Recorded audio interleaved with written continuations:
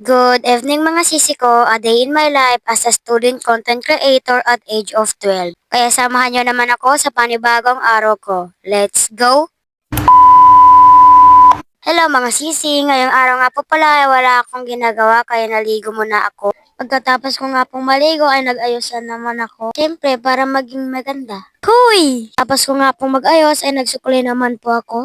Pagkatapos ko nga ni pong magsuklay ay pumunta naman po ako sa labas para pumunta sa super. Araw-araw nga po pala ay pumupunta kami sa super para kunin ang pinamili ng aming tatay. Bago nga po pala kami pumunta sa aming shop, pumunta muna nga po pala kami sa welcome para mag-deliver ng order. Sobrang init nga po pala ng araw ngayon. Katapos nga namin po pala mag-deliver ay pumunta na nga po pala kami sa aming shop para kunin yung pinamili ng aming tatay.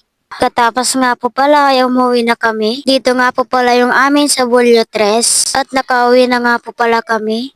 2 hours later. Naghahanda nga po pala sila para sa pagbuka. Ayan, at nagbuka na nga po pala kami. Pagkatapos ko nga po pala magbuka ay kumain na rin po pala kami ng kanin. Ayan, at dito pa nga po pala kami kumain sa taas dahil wala nang space dun sa baba.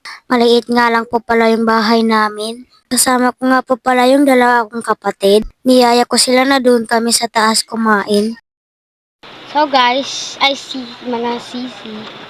Pagkatapos lang namin kumain. Dito nga po pala magtatapos ang aking video. Kaya don't forget to follow, like, share, and subscribe sa aking YouTube channel at Facebook page. Yun lang. Bye-bye!